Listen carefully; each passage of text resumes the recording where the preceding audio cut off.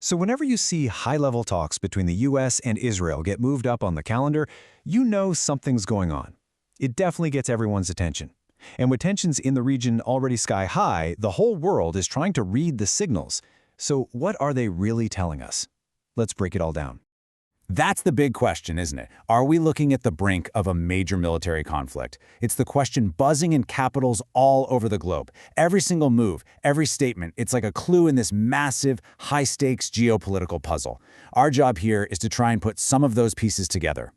But look, before we get too deep into the weeds, let's just cut right to the chase. Based on all the signals we can see, this is not a countdown to an imminent strike. The bottom line here, this is all about preparation and deterrence, not execution. So let's walk through the evidence that points to that conclusion.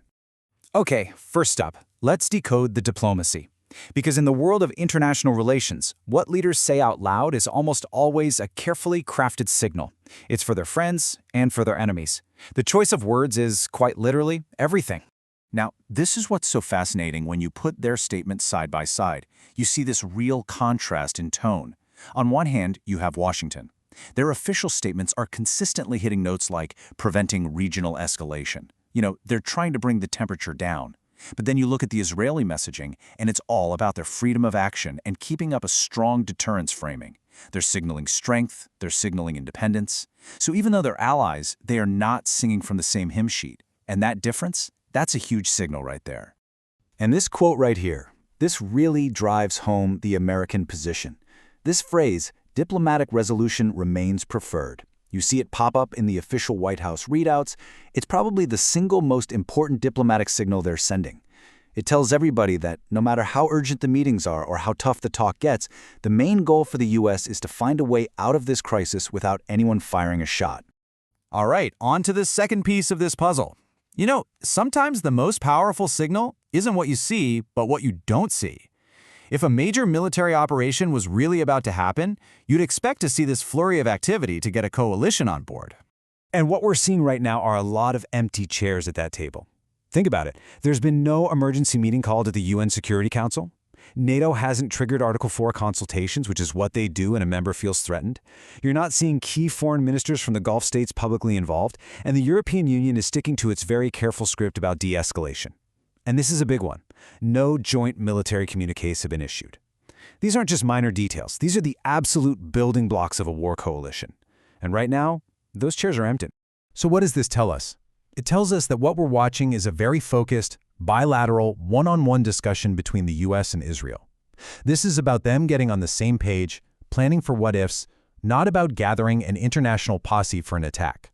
That silence from the rest of the world, it's deafening. And it's very, very informative. Now for what is maybe the most critical piece of the puzzle, the military signals on the ground. Let's just forget all the talk for a second. What are the planes, the ships, the troops? What are they actually doing? This is where we separate strategic posturing from actually getting ready to strike. You see, military analysts are always looking for specific signs. We can call them pre-strike indicators. These are the real, physical, can't-fake-em moves you have to make to launch a major operation. We're talking about things like massing fighter jets on the runway, moving aircraft carriers into attack positions, setting up what they call tanker ladders for refueling planes in the air. This stuff is really hard to hide. And this table just lays out the reality perfectly. Over on the left, in the What We Are Seeing column, you have stuff like elevated ISR activity. That's just a fancy term for intelligence, surveillance, and reconnaissance flights. Basically, more spy planes, more eyes in the sky. We're also seeing more strategic airlift, cargo planes moving supplies around. This is all about keeping an eye on your adversary and beefing up your defenses. Now look at the right column. This is the important part. What are we not seeing? All those telltale signs of an attack. No mass fighter surges, no carrier strike groups steaming into position, and no big coordinated refueling operations in the sky. So the conclusion here is pretty clear. The current military posture is defensive. It's preparatory. It's sending a message of, hey, we are watching and we are ready. But it is not sending the message, we are about to strike. It's all about deterrence and having options, not executing some pre-planned attack. And there's one more real-world indicator we can look at that doesn't tend to lie: money. The oil markets are famous for being sensitive to any conflict in the Middle East, and while prices are a little cautious, they have not spiked. They haven't gone through the roof in the way you'd absolutely expect if the traders betting billions of dollars thought a war was about to break out. They're reading the same signals, and for now, they aren't panicking. All right, so let's put this all together. We've looked at the diplomatic chatter, the lack of a coalition, and the actual military posture on the ground. So what's the final takeaway, and what should we be keeping an eye on now? So here it is, the whole situation in a nutshell. Step 1, diplomacy. The public message is all about cooling things down, while you can bet the quiet back channels are working overtime.